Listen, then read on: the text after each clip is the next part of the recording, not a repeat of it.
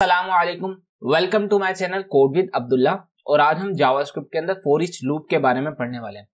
For each loop को पढ़ने का मकसद ये है कि हम ये एरे के लिए इस्तेमाल करते हैं फॉर ईच लूप को, इसलिए ये फॉर ईच लूप हमारे लिए पढ़ना जरूरी है। ठीक है, हमने फॉर लूप देखा है इस सीरीज में, सही है, डू वाइल देखा है और वाइल लूप देखा है। अब फॉर ईच लूप को देखेंगे जो कि एरे के लिए इस्तेमाल होता है। ठीक है, तो चलें स्टार्ट करते हैं। पहले हमारे पास ये है कि सवाल ये है कि why we use for each, हम क्यों यूज करते हैं फॉर ईच लूप को। Basically for each loop is a way to do something for each item in an array. For each loop इसलिए इस्तेमाल होता है कि आप कुछ करो, आपके एरे के अंदर जितने भी एलिमेंट है आप उन हर एलिमेंट के लिए कुछ करो।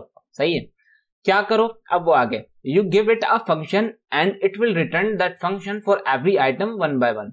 वो क्या करता है, हम क्या करते हैं, उसे एक फंक्शन देते हैं, यानी कि हम फॉर ईच लूप को एक फंक्शन देते हैं जो कि रिटर्न करता है, क्या रिटर्न करता है, हर आइटम के लिए। And it will return that function for every item one by one. वो क्या रिटर्न करता है, वो उसी फंक्शन को रिटर्न करता है हर आइटम के लिए। यानी कि आप फॉर ईच लूप के अंदर जो फंक्शन देते हो वो हर आइटम के लिए, यानी कि जो आपके एलिमेंट हैं हर एलिमेंट के लिए बारी बारी वो रन होता है, इसलिए हम फॉर ईच को यूज करते हैं। ठीक है, यानी कि आप ऐसा चाहते हो कि आपके एरे के अंदर जितने भी एलिमेंट्स हैं उनके लिए कोई एक स्पेसिफिक फंक्शन हो, वो स्पेसिफिक फंक्शन हर एलिमेंट के लिए बारी बारी चले, इसलिए हम इस्तेमाल करते हैं फॉर ईच लूप को एरे के अंदर। तो चले अब विजुअल स्टूडियो कोड पे चलते हैं और कोड करेंगे, वहां अच्छे तरीके से समझेंगे। देखें, मैंने यहाँ पे एक फोल्डर ऑलरेडी बना के रखा हुआ है फॉर ईच लूप नाम से। ठीक है, और लेट मी, ये रहा फॉर ईच लूप नाम से मैंने एक फोल्डर बनाया हुआ और उसके अंदर ये फाइल है index.html की और index.js की, जो हम साथ साथ करते हैं। ठीक है, मैं यहाँ से इसको बंद कर रहा हूं और यहाँ पर आते हैं क्योंकि हमें साथ काम करना है। देखो, सबसे पहले मुझे क्या करना पड़ेगा, एक वेरिएबल बनाना पड़ेगा और उसको एक एरे असाइन करना पड़ेगा। ठीक है, तो मैं यहाँ पे लिखता हूँ लेट एरे। ठीक है, एरे इक्वल्स टू, और उसको मैंने एक एरे असाइन करना है। तो मैं एक नेम एरे कुछ भी नेम दे देता हूं, जैसे मैंने यहाँ पे दिया क्या नाम है, पाकिस्तान। ठीक है, और यहाँ पे जैसे दे देता हूं तुर्की। ठीक है, तुर्की दे देता हूं, दैट इज तुर्की।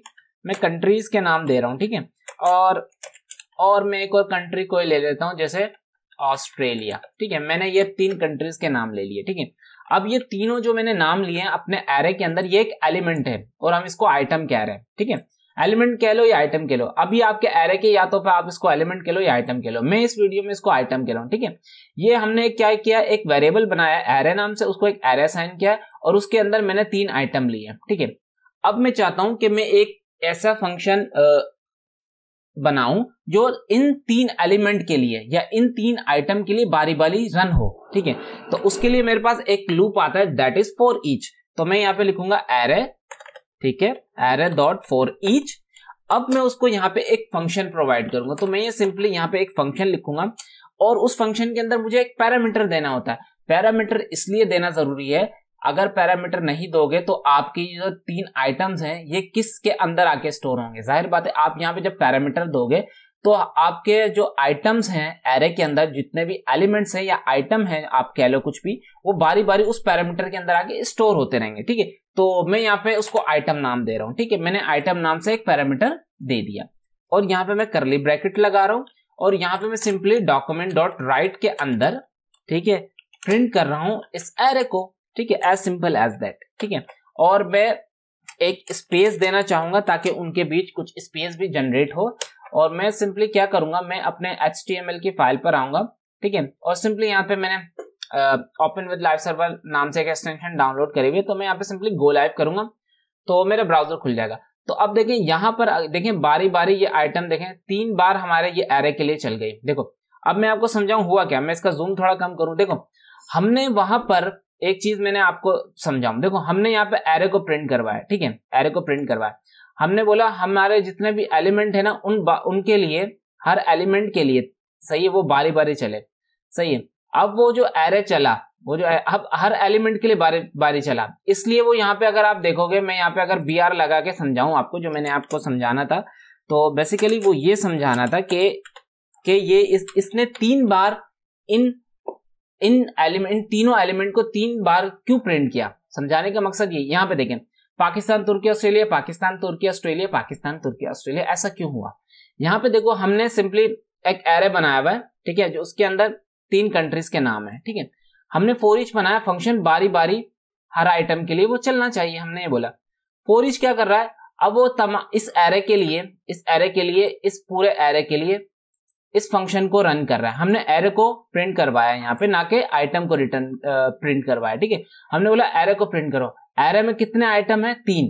अब वो पहले पाकिस्तान के लिए रन कर रहा है इस एरे को, सही है। तो जैसे उस एरे को इस पाकिस्तान के लिए उसने जो पाकिस्तान के लिए इस फंक्शन को उसने रन किया, तो पहले पाकिस्तान के लिए रन किया, तो उसने पाकिस्तान के लिए रन किया उस एरे को, तो पहले पाकिस्तान के लिए रन हुआ, तो उसमें जो प्रिंट हुआ पाकिस्तान, तुर्की, ऑस्ट्रेलिया, सही है। फिर तुर्की के लिए वो चल रहा है, सही है, तो फिर तुर्की, सही, पाकिस्तान, तुर्की, ऑस्ट्रेलिया। फिर वो ऑस्ट्रेलिया के लिए चल रहा है वही फंक्शन। तो कहने का मकसद ये, वो 3 बार चल रहा है फंक्शन, इसलिए क्योंकि उसके आइटम 3 है और 3 बार वो एरे को। अब मैं यहाँ पे अगर आइटम लिख दूं, यहाँ पे लिख दूं भाई मुझे अब आइटम चाहिए अपना, ठीक है, मुझे अब क्या चाहिए, आइटम चाहिए। मैं BR हटा रहा हूं और सिंपली यहाँ पे मुझे स्पेस दिखानी है, ठीक है। अब यहाँ पे देखें, वो यहाँ पर हर एलिमेंट के लिए बारी बारी प्रिंट हुआ, ठीक है। उसने हर एलिमेंट के लिए बारी बारी चलाया। कैसे, हमने सिंपली क्या किया, हमने एक एरे नाम से वेरिएबल बनाया, उसके अंदर 3 आइटम हमने प्रोवाइड किए। हमने यहाँ पे एक एरे यूज किया फॉर ईच, उसे एक एरे सिंपली हमने जो है, एरे नहीं, हमने एक लूप यूज किया फॉर ईच, ठीक है। हमने लूप यूज किया फॉर ईच और उसे एक फंक्शन दिया। फंक्शन के अंदर में एक पैरामीटर प्रोवाइड किया, बारी बारी तमाम आइटम्स हमारे इस पैरामीटर के अंदर आ रहे हैं, ठीक है। अब वो इन तमाम आइटम के लिए बारी बारी हमारा फॉर ईच क्या कर रहा है, इन तमाम आइटम के लिए बारी बारी इस फंक्शन को रिटर्न कर रहा है, सही है। इसलिए हमें ये पाकिस्तान, तुर्की जो है बारी बारी प्रिंट होके दिख रहा है, ठीक है।